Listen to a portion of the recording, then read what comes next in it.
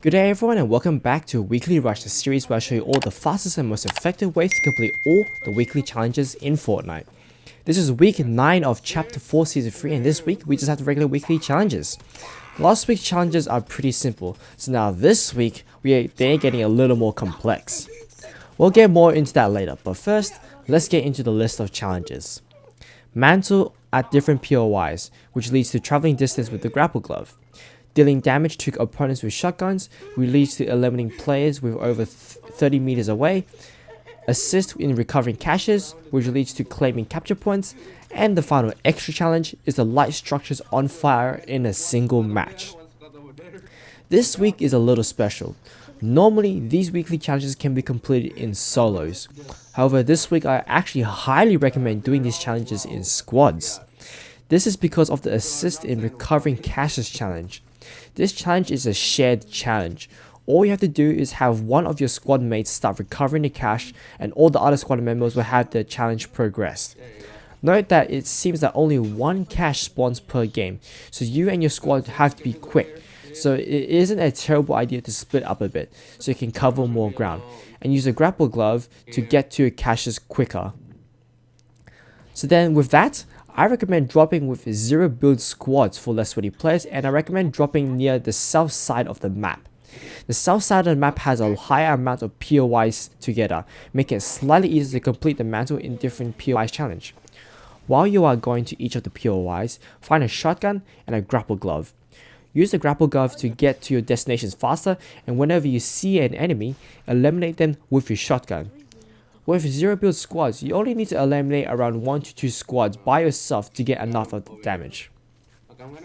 Once you've done with the mantling at different POIs, now it's time to go crazy with that grapple glove. You will need to travel quite a bit, so you might need to find a few new fresh ones to get it all done. Thankfully, the grapple gun is pretty easy to find, so you shouldn't have a hard time completing this challenge. Once you're done with that challenge, it will probably be very late in the game already, so finish off what you have left of the shotgun damage challenge and then get into your next game. In game 2, you want to find a mammoth pistol. The next challenge to do is to eliminate players from over 30 meters away. 30 meters is actually not that very far, but since you're in squads, you can down players and start running away from them to get the challenge progression.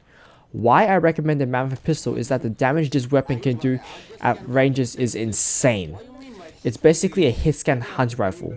With this weapon alone, I won 2 wins back to back with over 20 kills each. This shows how good this weapon is, so this weapon is perfect for this challenge. This challenge can be completed over 2 games, since you'll need a 3rd game anyways for the 3rd cache to complete the cache challenge. Once you have completed these 2 challenges, it's time for the Xtra and the last regular challenge. Those are claiming capture points and light structures on fire in a single match.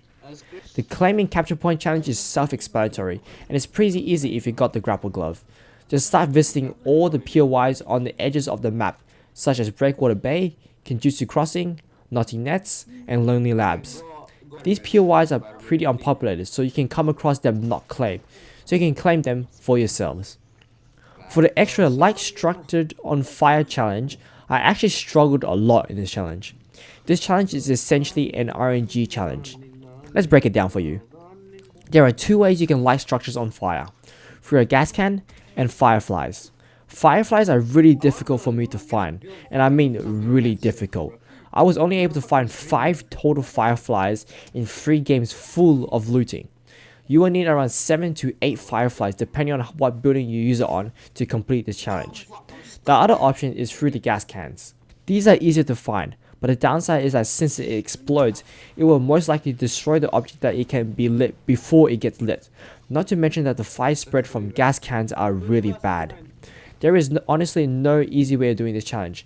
Either get lucky with the fireflies or drop at this point of the map where you can get around 8 gas can spawns where you can pick up and use it to set your builds on fire. This challenge can be completed with your teammates' builds, but again, you will need several full inventories of wood to be able to complete this challenge, and that is only for 1 person. However, once you got this challenge done, it will be much easier for you to do with your friends as you'll be able to find a system to get it done much faster. And then after that, that is all the weekly challenges in week 9. This week has definitely been a lot more challenging week, especially with that extra challenge. You will have to take multiple attempts at it. Be sure to like and subscribe so you don't miss any future videos of Weekly Rush, and see you guys all next week.